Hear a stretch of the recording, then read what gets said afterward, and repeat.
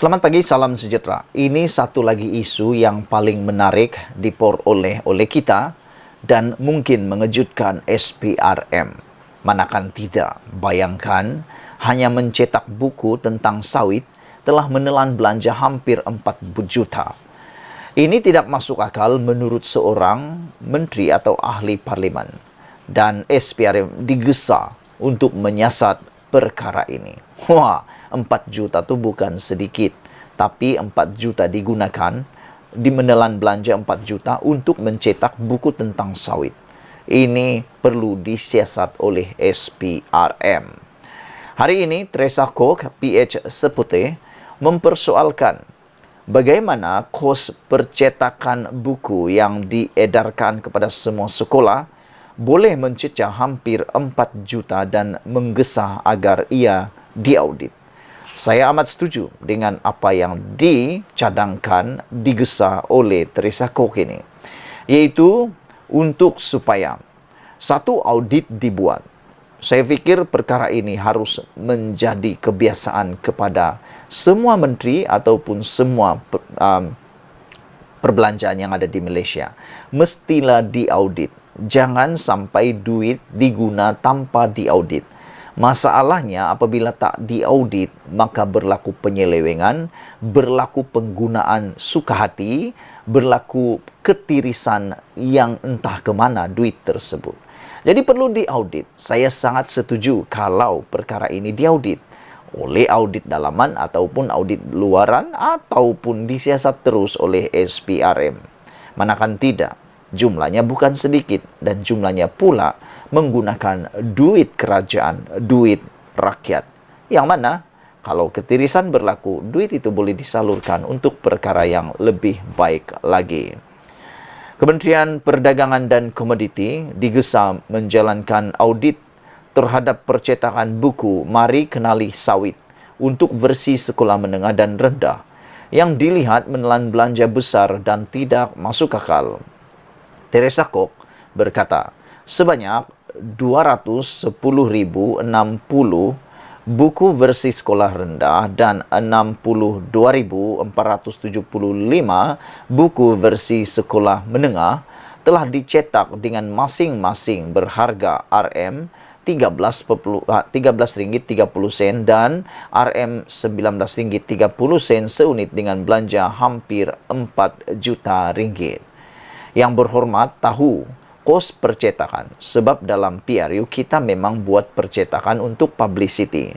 Bagaimana buku macam ini boleh berharga RM13.30 dan RM19.30 kata beliau.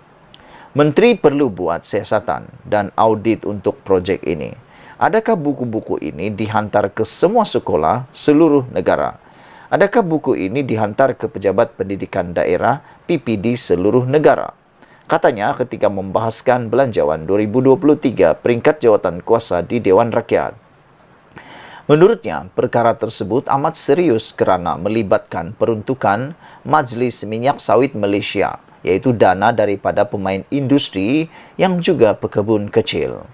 Sementara itu, dalam sidang media berasingan, Teresa yang juga bekas Menteri MPIC menggesa Suruhanjaya Pencegahan Rasuah Malaysia SPRM melakukan siasatan terhadap perkara terbabit. Itu sebab saya bangkitkan di Dewan tadi. Menteri perlu siasat. Menteri perlu siasat dan umumkan kepada semua. Dan juga mungkin SPRM perlu masuk. Adakah ini berasas katanya? Tambahnya lagi, beliau juga telah bertemu dengan pengusaha percetakan di Kuala Lumpur bagi mendapatkan kepastian berhubung kos sebenar untuk mencetak buku-buku tersebut. Saya pernah semak harga syarikat percetakan. Sebenarnya percetakan macam ini kurang RM3 katanya. Wow! Ini memang luar biasa. Kalau Teresa Kok benar-benar telah pun membuat semakan harga dan telah pun dapat semakan harga, percetakan buku itu hanya RM3, bermaksud harganya telah melonjak begitu besar sekali. Kalau menurut Teresa Kok ini, percetakan buku ini hanya RM3 sahaja. Tetapi bagaimana buku itu boleh jadi Rp13.30 dan Rp19.30. Ini memang luar biasa. Kalaupun ianya menggunakan mungkin LPO ataupun bayaran-bayaran yang menggunakan LPO, mustahil sampai begini banyak sekali menurut Resakok. Ya, kita pun terpikir, kita pun terkejut. Kalaulah betul apa yang telah dinyatakan ini dan telah pun disiasat oleh Teresa Kok menerusi semakan harga di Serikat Percetakan di Kuala Lumpur, buku itu hanya Rp3. Rp3, tetapi di dalam laporan yang dikatakan oleh Teresa Kok ini, harga sebuah buku adalah Rm13.30 dan Rm19.30. Wow, ini memang melampau. Ini memang luar biasa. Pada 6 April lalu, tahun lalu, Zuraida Kamarudin yang merupakan Menteri MPIC ketika itu berkata, sejumlah 300.000 naskah buku Mari Kenali Sawit akan diedarkan di sekolah rendah dan menengah kerajaan serta swasta terpilih seluruh negara dalam usaha kerajaan memberi pendedahan berhubung kelapa sawit kepada pelajar. Zuraida berkata buku itu memuatkan fakta mengenai kelapa sawit dan kepentingan serta sumbangan industri komoditi itu kepada pembangunan sosioekonomi dan pendapatan negara. Dalam pada itu, Teresa turut mempersoalkan jumlah peruntukan untuk menentang kempen anti minyak sawit yang dikurangkan daripada 20 juta ringgit kepada 10 juta ringgit dalam belanjawan 2023 baharu.